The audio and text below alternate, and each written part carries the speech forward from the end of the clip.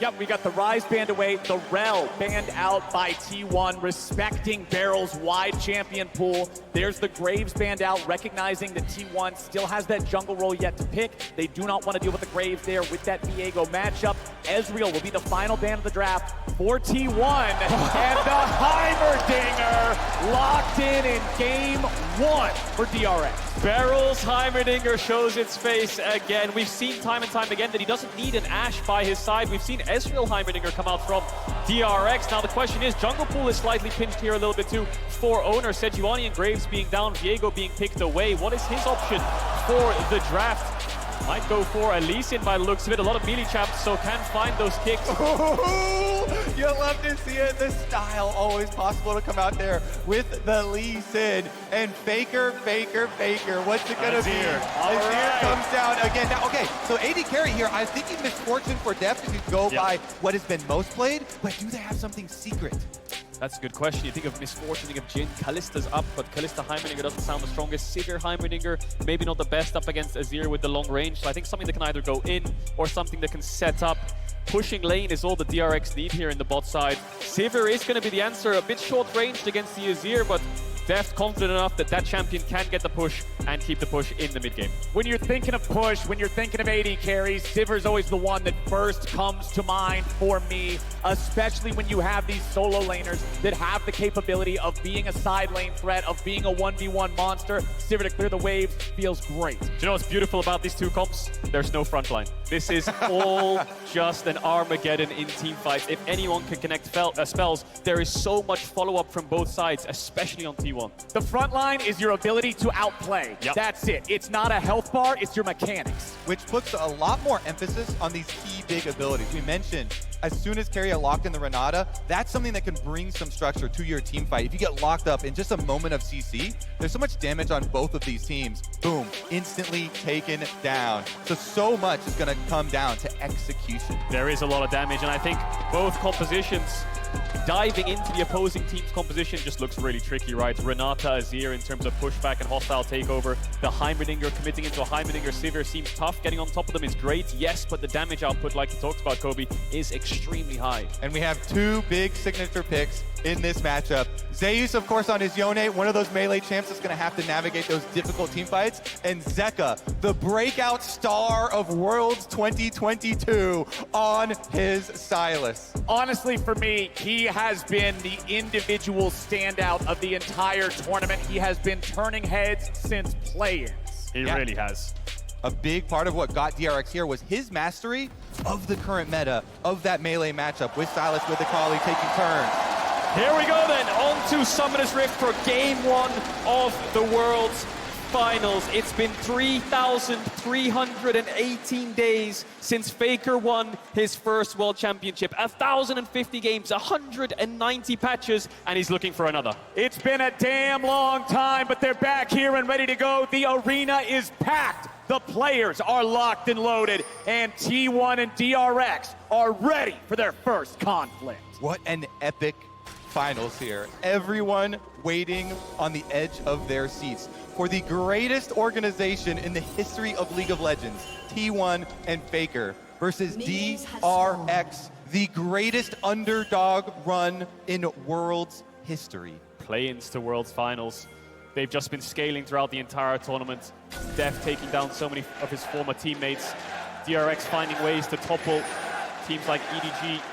And now just a very standard level 1 here. Ward there in the river. The pink placed by Pyosik goes for the normal health bot. Just gives a little bit of vision to Zeka to make sure he's safe in the early stages. And definitely looking at junglers both starting bottom sides because the top lane matchup is so volatile. Zeus is one of the few top laners that people have confidence to pick these sort of skill matchups into with that Yone on the top side. And we want to see if Pyosik or Oner will get there first to influence it. This can really snowball and damage the minion wave control afterwards. All right, Pyosik gonna go ahead, clear out that Gromp second. Just go ahead, make sure he's maximizing that EXP. Just gonna continue pathing towards that top side. I would believe Faker versus Zeka. There's gonna be a lot of conversations about this matchup throughout the entirety of the series, I guarantee it. Tri-lane shot showing us that Zeus has that push here in the top lane. Meanwhile, bottom side, it's DRX taking early command of the wave. Definitely is, and of course T1 is 8-0 against DRX this year. DRX haven't even taken a single game in the best of threes, and every single time in those games, T1 have had responses to what DRX have blind picked. You know, you think back to even in spring round 1, they played Tryndamere into Corki, Vex into Ahri, Veigar into Ryze. So many examples, but Pyosik is now looking around mid. He's done his 3 bot side camps looking for Faker. Doesn't have the E, might have to flash the stun. Pyosik coming in with Spectral Maw. Faker gets away. Nicely flashed from that. And as we have a little bit of early action here, remember that Prime Gaming is giving away 150,000 RP to several lucky fans every single day of this competition. And we're almost done. So head on over to PrimeGamingWorlds22.com to enter and make sure you put in today's secret code to get those entries. I love this early pass from Pyosik because it doesn't take much of his time at all. I think it's a very valuable summoner spell, as well as Oner now walking over the ward that he left behind. Really good manipulation of information here. Red buff is going to be pulled off since they saw him on the ward. Yeah, Pyosik knows that Oner's on the way. Might have to reset the red buff here and call his solo lane. They don't really have any push, so Oner's just going to go over to the Krugs instead. Pyosik very aware of that happening, so he's going to try to push him back as well. Doesn't want to give up any of these camps. Oner wants to keep the pressure. Zeus is first to the move. By one. Nicely done. Oner's faster on the smite. Pyosik's gonna have to walk away now. Zeus commanding control over the wave, crashing it into the turret. Means he can back up his jungler so Oner can stick around and secure more of the smaller Krugs. And actually, it was Pyosik who used the smite, and Oner got it with a little bit of damage there. So Oner now has smite advantage for a little bit over Pyosik, and he's got a ward on the red buff. He could just steal it. Yeah, that ward is perfect. Pyosik has to delay for a smite. He's scared of Oner, and he will spot him out on the way. He's going to try to reset it again. You have to imagine no push in mid lane for Zeka. Pulls it in the bush, and actually looks like he'll be able to finish it out of vision. Nicely done. Right back in on the other side of the red to prevent any further patience loss. He doesn't even have to smite it anymore. They see Oner on top of the ward. They know he's no longer contesting this, but he is still looking into the enemy jungle. Pyosik just going to back out. There's nothing left to fight for. And this is the trade-off of the mid gank. You got a flash, you lost Krugs. Not the end of the world, did pick up a couple of them and managed to get his red. Now he's going to move down towards his bot crab. Second respawn's coming in. Still pressure a lot here for Faker in mid. Zeka has the TP if he needs it. Pyosik has flash to gap close onto Faker. Faker might have to be careful in these next couple of minutes. Not a lot of mana to work with here on Zeka with the Sylas. He's playing nice and safe. We'll see if Pyosik can find an angle here. Faker's still pretty far forward. Flash! Spectral Maw! And first blood over to Zeka. Zeka, the star here, funneled again. Pyosik, multiple ganks, returns before the flash gets back up. As you said, instantly flashes in there for the stun. They get their kill, and they get the money exactly where they want it. This Sylas skills so well and can have some kill pressure. This is going to be a huge problem for T1 in the mid game. Zeus forced to flash away. These solo lanes going in favor of DRX. It's Kingen and Pyosik off to a great start. These two players were last place in the LCK last year in summer, and now they're in a Worlds Finals, and they're already off to a great start. And I love their story with Kingen and Zeka as we have a trade on bottom side. Boys, we might not have the time for any stories because Deft is about to drop in bottom lane, but he heals through it. Keria and Oner still chasing after. Oner wants to land this. There's a little bit more damage coming out from Keria. Flash into the Tempest to make it happen. As Zeka goes in with a stolen ulti, he'll shuffle Faker right on back. But Oner's on the way, so Zeka can't do any more. Beautiful play there from Oner and Keria chasing down on bottom side, and because they get Deft down, they get supremacy over the river. Knowing that, Zeka cannot chase Faker any further into it. What an explosive start. BeryL just going to help Zeka get a little bit of vision around mid there. Did get the first base off as Keria was looking for Deft. A lot of summoners blown across the board. Zeka ideally wants to crash his wave in. Doesn't have the flash, and Faker has the shuffle. Needs to respect it and back away. A lot of early action. Yeah, Faker's still having that shuffle because remember, he was level 5 when Zeka engaged on him with a stolen ulti. Let's now take another look at what happened bottom. Keria, nicely done there, using E to pop the shield before the handshake. Gets the shield off and then pulls Deft back in. Wanted to make sure the wave crashed there, Deft, and Keria stopped him in his tracks. His former teammate almost managed to find the solo kill. And Oner right behind Keria, make sure he's there to back him up. E-flash comes in. Double flash expended for that kill. Keria is so good, so incredibly good. This support prodigy from rank 1 actually started with Deft on DRX as well, getting the kill there, but now it's Dragon started up for Pyosik and DRX, and they should be able to finish it. Yep. No Lee Sin arounds means no attempt at a smite steal.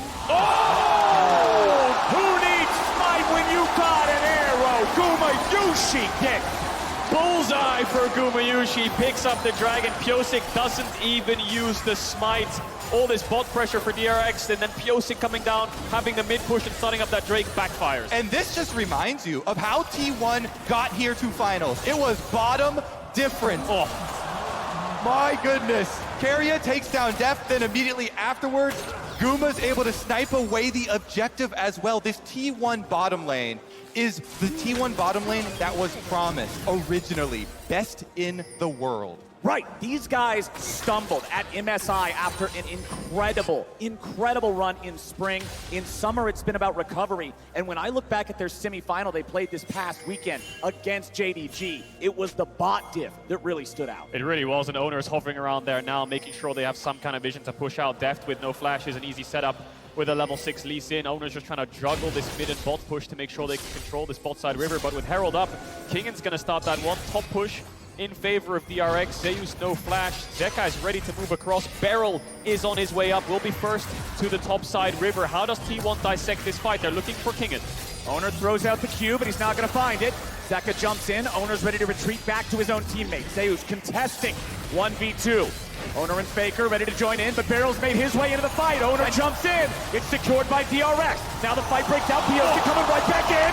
T1 with a lot of move. Zeka tries to get the kill, but he won't be able to secure it. Zeus charges forward, but not finding another kill just yet. It is T1. They lose the objective, they get the kill, and they stop the eye from being picked up. Yep, their smite was a little bit early. 95 health left on that Rift Herald. So DRX, they get the 300 gold for getting the Rift Herald, but Faker sweeps in, the Azir sweep back, allows them to pick up the kill, and Oner surviving there on the backside also means they get priority on the map. So they're able to deny that eyeball you're talking about, as well as Faker getting an extra turret plate. So let's look at that again. Goes in, Oner with the Q2 smite, 95 HP, and then Pyosik picks it up. It's Zeus who gets the knock-up onto Pyosik. Boom. The shuffle into the Zeus ult actually catches 3 of them. BeryL's not level 6, so he can't put down the big turret. Zeus confident enough to chase through, and like you said, kill to T1. Pushing lanes for T1 with plates means it's in their favor, this play. I love the fact that we got a fight that big early on in game 1. It bodes very well for the series.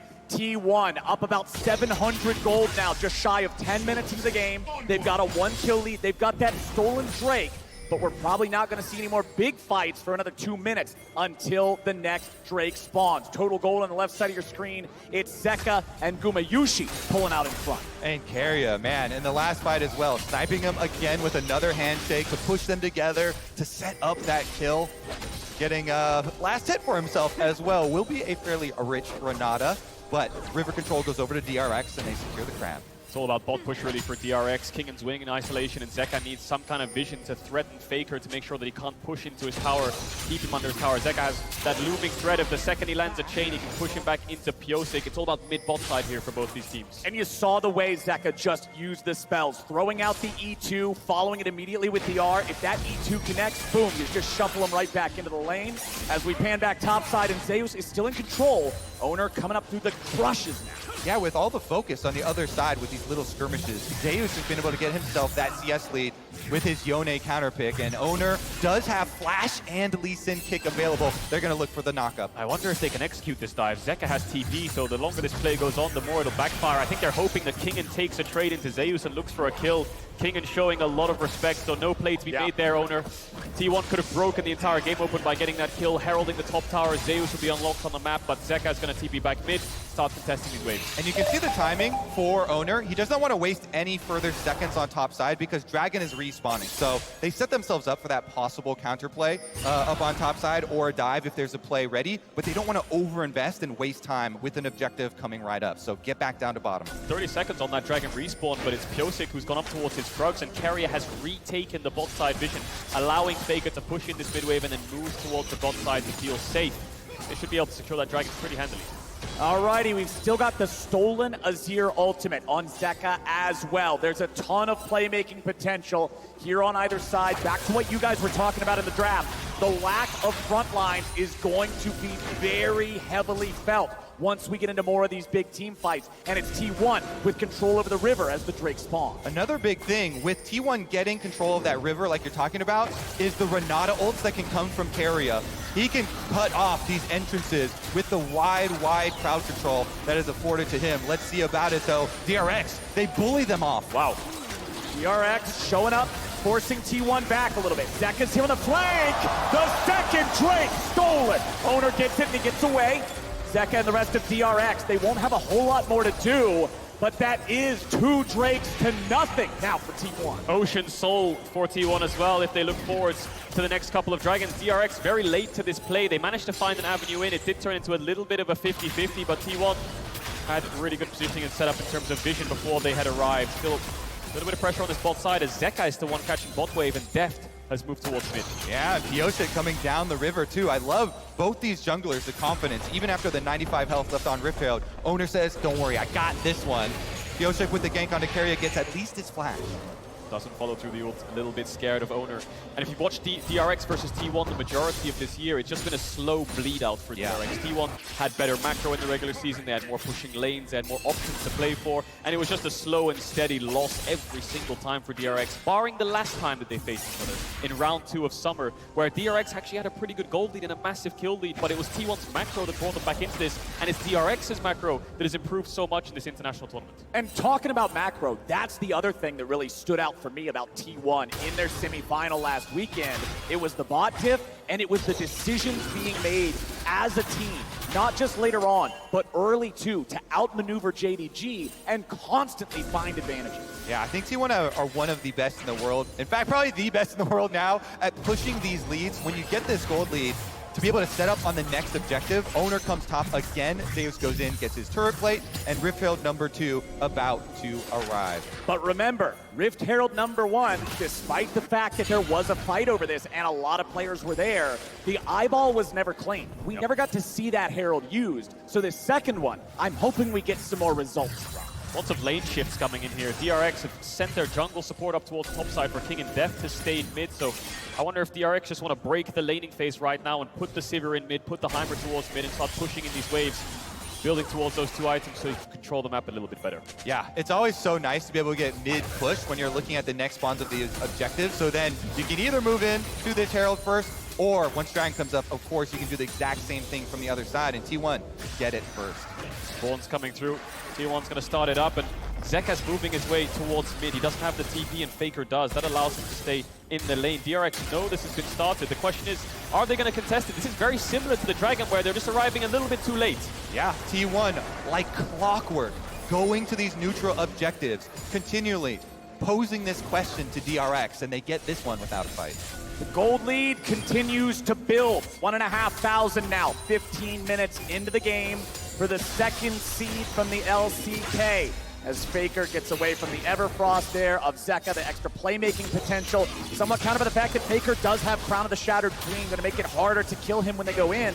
And especially considering the squishy nature of both compositions, I like this purchase from Faker. Definitely agree, and T1 showing why a lot of people had them favorites in this matchup here. The lane phase, very oppressive from them, and being able to consistently push the tempo. Oner still hovering around this top side. Doesn't look like they're giving much resources to Faker. He has TP and they want to look for a play through top. Kingen seems to be the target for them. Oner is actually going to base and move towards mid, you have to expect. So very stock standard swap of lane phases here, just moving around pieces on the map to try to control vision around mid. No neutral objectives just yet.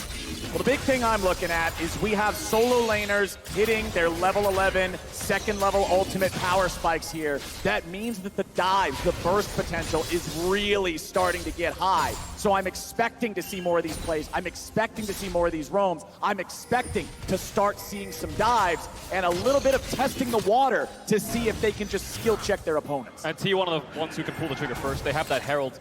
They probably want to put it towards mid or top. I mean, every single tower is incredibly low. They're having push in all of these 3 lanes, which just allows them to control this map so well. DRX grouping up now, trying to find an avenue to get a little bit of vision.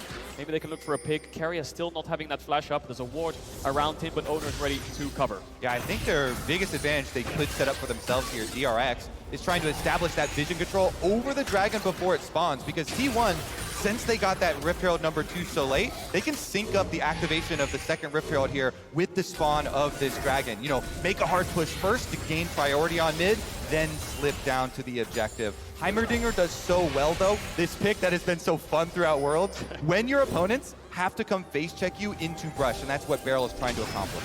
Yeah, you see the turrets being placed, wards being put down. My eyes are on Zeka for this next fight. It would be a third dragon for T1. Of course, Ocean Soul points, DRX first ones in the river. Zeka has a great position to look for. Zeus walking down. Remember, Zeka has no stolen ultimate right now, so that's a big deal. What's he going to steal? When is he going to steal it? Making the right choice goes a long way. First Herald of the game summoned up here in mid lane. This will be the first turret killed by either side, and it's mid lane tier 1 dropping. T1 claiming. They pick up the tower, they get the wave in, but it doesn't give them an avenue into this dragon because Kingen TP bot and Zeus needs to respond. It's going to be a dance around vision here as Faker is the first one to step up. Oner's going towards mid wave. Kingen will find the bot lane of T1. Oh, it's not where they want to be going. DRX, they're ready to go. Can they survive? No. Keria will fall, but he's traded back for Zeka. A 1-for-1 that should favor T1. That was a fantastic setup for DRX, so a little bit of a backfire to go 1-for-1. A couple ultimates used from T1. DRX the same. Dragon is still up, but DRX still looking for a pick. They're hoping that Gumayusi walks back through this tribe, which I think T1 thought they had to go through bot lane there. And look at this, Faker goes mid to put up the Azir turret, try and get his mid priority that way, and then he can come right over. Remember, Gumayusi as well stole the other dragon. Can he fish around here? They've got vision inside the dragon pit and teleport coming right out. All right, teleport from Zeus. Bottom lane, Kingen and BeryL gonna keep him back. Zeus ready to try to outplay here with a soul unbound. Immediately resets his position. His job was to distract, and distract he did. Drake secured as Faker goes in. Deft is on the run, 40% engaged. Zeus ready for the re-engage. Fate sealed, and Deft is down. Faker gets the kill, and T1 are ready to go. T1 so precise, just dominating this game. Zeus, magnificent sleight of hand on the bottom side, but they're not done yet. Kingen looking for the snipe onto Faker. He just walks out of the Inferno Chains and goes for it. Oh, but Faker goes back in. Faker gets BeryL, and T1's ready for more. Pyosik's on the run, but the Ruined King will barely survive. Oner walks away, and now T1 might just pay for it. Kingen's ready to chase down Guma even further. Zeus coming around from the side. Kingen backing away. T1 getting another. Faker getting another. Zeka running home. Oh, it's turning into a slaughter in game 1, boys. 20 minutes here, and T1 have 3 Drakes as well as the gold lead. Huge swing of gold now for T1. Massive fight around the dragon. They played it with so much patience. There was never a moment where they felt rushed or pressured to just take a fight. All of a sudden, they're just playing through waves, making sure they have numbers advantage. They sneak it away under DRX's nose. Then DRX kind of think they have to get into this fight, and T1 are the ones who stand tall. Playing with supreme confidence. Zeus here, in his first year, on the international stage. The sleight of hand to distract DRX down to the bottom side. Then Faker says, we collapse on them, pull off the pincer. And this is the Sivir, right? Not very good range in terms of hitting back. The Azir is just damaging your health bar. Deft falls, and then T1 look for another player. We've got a fight on live. We've already got that play right now. Pyosik on the run, but he'll run nowhere. Faker goes on a rampage, and BeryL goes down with him. T1 find 2. They find the jungler, and they find their way to the Baron. There's a reason why T1 is undefeated versus DRX. They're outclassing them in every single role right now, and T1 will pick up that Baron just shy of 21 minutes in the game. Absolute domination here. The objective bounties are already up. The game signaling just how far ahead T1 are. And they've picked right up where they left off. This team, their ascent has been so fun to watch.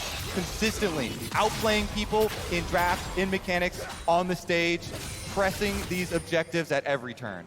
Zeus and Kingen getting into a bit of a 1v1 here, but Zeka's also nearby.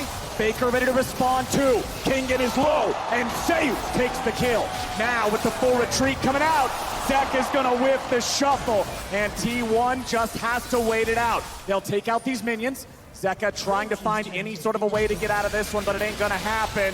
No, sir. Faker, unstoppable. I especially love the story. Well, never mind. Oner's on Pyosik. We don't have time for stories. Oner looking for another. Finds the R, finds the Q, finds two. There it is. Oner picks up the kill. The only story here is that DRX's history after game one. T1 are just dominating them. And you can't fault DRX because they have to find picks. T1 have a Baron buff. They're going to start the siege with Azir and Varus. They can go for 1-4 with Zeus on the Yone. They tried to make the picks happen, but T1 are very aware of their plans. T1 ready to break the base in half. The first inhibitor turret is gone. Inhibitor, a little bit more. There we go, that'll get him across the line. But DRX comes in with a TP. T1 has the Azir turret. The Sun Disc can protect them. Zeka's looking for the angle. He steals the Fate Sealed away from Zeus. BeryL gonna throw down these turrets, but DRX can't find the opportunity they're looking for, and T1 will escape. They can't punish the siege. They tried their best with the TP, but that Azir tower is just too much of a threat to go for a 5v5 underneath their tower with this gold deficit. This is DRX looking for the pick onto Zeus to stop the 1-4 on a side lane, but Faker's there to respond. He knows that their only plan and their only play is killing the top laner of T1. Faker making sure that doesn't happen. Yeah, Zeus with a slight step back here, dodging away from the stolen Azir ultimate himself too. This player and T1 story with them, having confidence in their own. Never mind. Keria, that's not where you want to be, buddy. Deft goes on a killing spree. There's a second, a shutdown. DRX get 2 for nothing. 20 seconds on the Dragon Spawn as well. That will be the soul of T1, but look at Faker. He's just barreling down mid lane, looking for another inhibitor. Looks like 2 will fall because all of DRX are staying. Bases are coming in, but Zeka doesn't have the TP. It's Oner and Gumayusi who will play patiently, and Faker with the TP coming back up soon means that T1 might be able to match the numbers around this Dragon fight. Faker in mid lane, taking out the inhib. DRX immediately jumping onto the Drake. They want to stop this soul by any means possible. Oner's coming in. Sonic wave over the wall. Oner's still waiting for it. Not going to happen. Objective bounty over to DRX, but now they got to be ready to run. They've got to exfiltrate, and T1 will not pursue. Even though it really hurts to give up your mid inhibitor to Faker there, you have to stop this soul here for DRX. You also get the objective bounty shutdown, trying to make some of this gold deficit up. They need a couple more item spikes. You can see Kingen just picked up the Death Stance, but it's the Infinity Edge on Deft, the 3-item Sivir that DRX need to look towards. Level 14 right now, actually ahead of Gumayusi in terms of levels, so the Sivir will keep the wave clear going on that top and mid inhibitor. T1 needs to start pressuring the map a little bit harder, put their foot on the gas and look for this bot tier 2. Yep, from T1's perspective, there is one lane to go to with supers going in both mid and top lane. Just group up on bottom side, pressure it in, continue to take objectives, don't let DRX farm comfortably. DRX gonna hold this, but Oner actually fails the kick flash there. Zeka just dashes backwards the second the jungler of T1 hops over the wall. And that's very important. DRX cannot afford to just lose a man for nothing here. A TP onto the Heimer turret. Renata ulti finds him, but he runs backwards to berserkedly attack his own team. He still gets away, but that's the final tier 2 turret falling on the side of DRX. T1 maintains a 7,500 gold lead with less than 2 minutes until Baron respawns. And I think sieging that bot tier 3 for the final inhibitor is going to be a bit tough for T1 at the moment. 1 minute 30 seconds, like you said, Flowers, on that Baron. That's going to be the next threat for T1. A little bit of topside vision, keep that mid push, have Zeus on a side lane perhaps depending on his TP timer, and then look to force that Baron, force DRX to walk into you. And if we're looking at the hope for the comeback for DRX, the underdog story of the entire tournament, you see it right there. Deft has completed the Infinity Edge. This is their hope, the Sivir. Late game farming, trying to annihilate these minion waves. See if they can pull out a team fight. Meanwhile, big objective is to keep vision control over your red quadrant of your jungle so that you don't get into very dangerous Baron scenarios. It comes up in only 57 seconds. I'm trying to deny that red buff there, but DRX smartly pull it back. You're absolutely right there, Kobe. It's the Sivir of Deft that needs to find the damage in the fights. He's a little bit outranged by Faker's Azir, who has 3 items complete, building towards that Rabadon. Zeus also picked up his 3-item spike. DRX need to find some kind of vision around this Baron and juggle the waves while they do so. T1 in control of this game from the very start. 30 seconds until the Baron spawns. Kingen gonna clear out some of the vision here. DRX must be very careful. A single misstep will give away this Baron and any hope left in this game.